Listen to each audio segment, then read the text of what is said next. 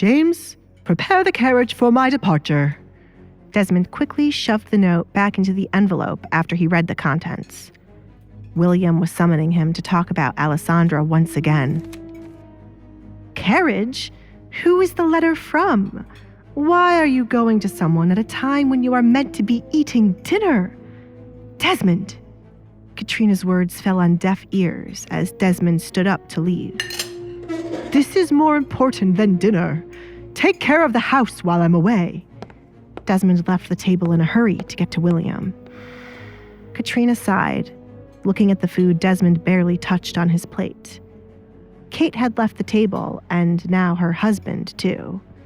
She enjoyed having dinner with the two of them, but now it was returned.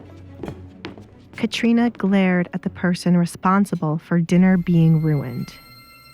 It is my fault, Alessandra said before Katrina could blame her for the table being so vacant.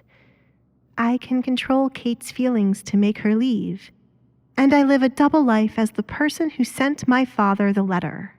I do not need your sarcasm, Katrina spat. Alessandra played with the potato on her plate and said, Your eyes looked to me as the reason dinner was ruined.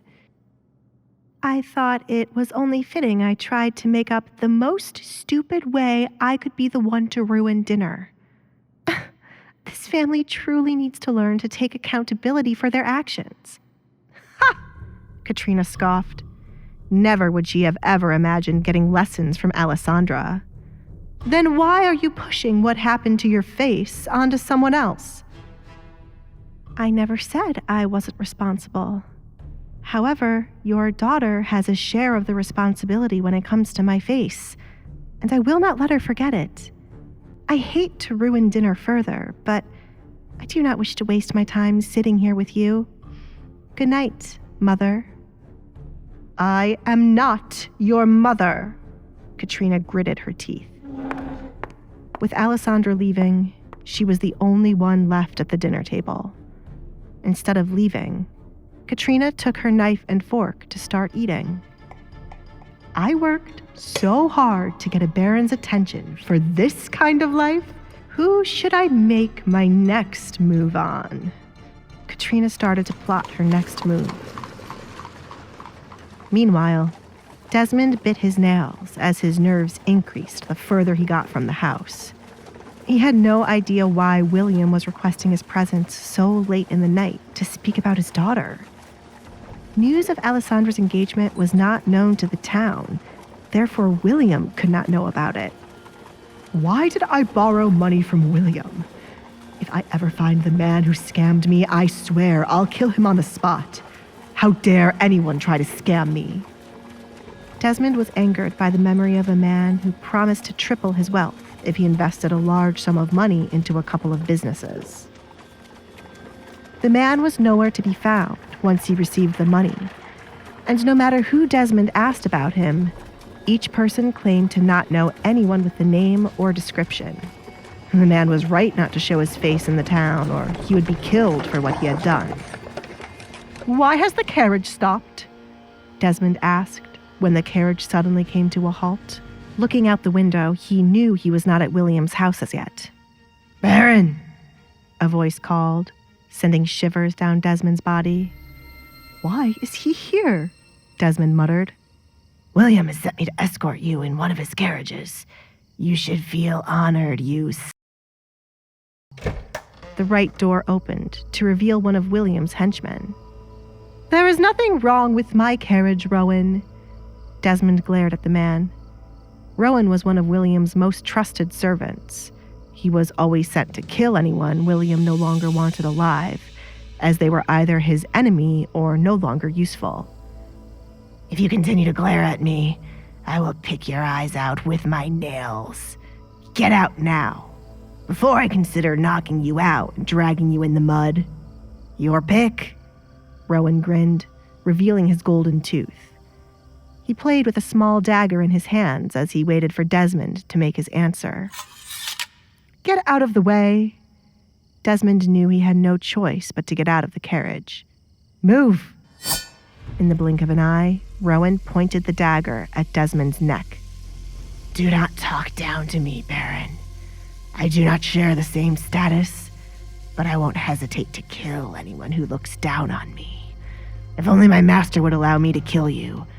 I've never gutted a Baron before." "You? Demon!" Desmond shook from fear. Each time William wanted to scare him, he would always send Rowan to do the job. Rowan chuckled, pointing the dagger in another direction. He ran his fingers through the strands of his hair, the shade identical to the color of blood. "Everyone says it's my hair that makes me look like a demon. But has anyone ever seen a demon to know what they look like? Fools." Rowan frowned. Suddenly annoyed, Desmond had not left the carriage and distracted him instead. His master wouldn't be too happy if they were late. Without a word, Rowan reached forward to get a handful of Desmond's hair and then pulled him from his seat to the muddy ground. "I told you I would drag you out." "You got mud on my boots."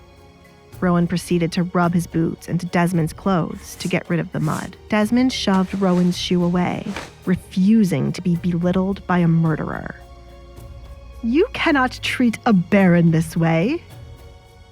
"This is why my master hates you. You are not only a Baron, but also William Lancaster's servant.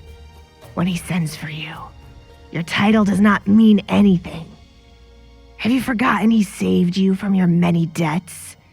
Why is it taking so long to bring him your daughter? Silly man." Rowan kicked Desmond in his side, causing him to tumble over in the mud. "A Baron, rolling around in the mud like a dog. What a sight. If only my master was here to see this." "Get up quickly, or I shall kill you for making us late," Rowan said as he walked back to the carriage he arrived in. He looked up at the man hunched over in front of Desmond's carriage. Rowan used a special dart laced with drugs to send the coachman to sleep. It was important that no one knew William was meeting with Desmond. Desmond balled up fists, tempted to attack Rowan for what he had done, but he knew to be patient. When his deal with William would come to an end, and he would be back on his feet, Desmond would have Rowan's head. "Good things come to those who wait," he reminded himself. This phrase helped Desmond in a time of hardship, and the reward for waiting was so close he could almost taste it. Alessandra marrying William would benefit him, as Desmond had a bright idea to kill his longtime friend after land and money would be placed in Alessandra's name. It wouldn't be too hard for him to snatch them away from Alessandra and place her back into hiding afterward. The problem with the plan was Edgar. Desmond got to his feet, ignoring the mud on the clothes he paid a fortune for. If William desperately wanted Alessandra, he was the perfect tool to use to push Kate into Edgar's arms while Alessandra got married to William instead. "Things are suddenly looking up." Desmond smiled, walking up to the carriage William sent for him. He wasn't too happy about sharing it with Rowan, but, as the man said, William ordered Rowan not to kill him. "What took you so long?" Rowan yawned, due to waiting for Desmond for so long. "I will place the blame on you if he asks what happened."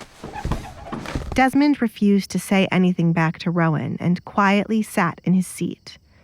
Unfortunately, Rowan sat opposite him, where they would be looking at each other. "Why are you smiling at me?" "I can't kill you." "What?" Desmond did not understand what that had to do with his smile. "I get a tingle all over my body not being able to kill you. The feeling makes me smile. Nothing gets me more excited than someone I cannot kill. I keep thinking, what if I kill you and tell my master it was an accident?" "I will be your master's father-in-law. You can never harm me." Desmond believed that was enough to keep him alive. Rowan covered his mouth with his hand to hide a devilish smile. "Is that so?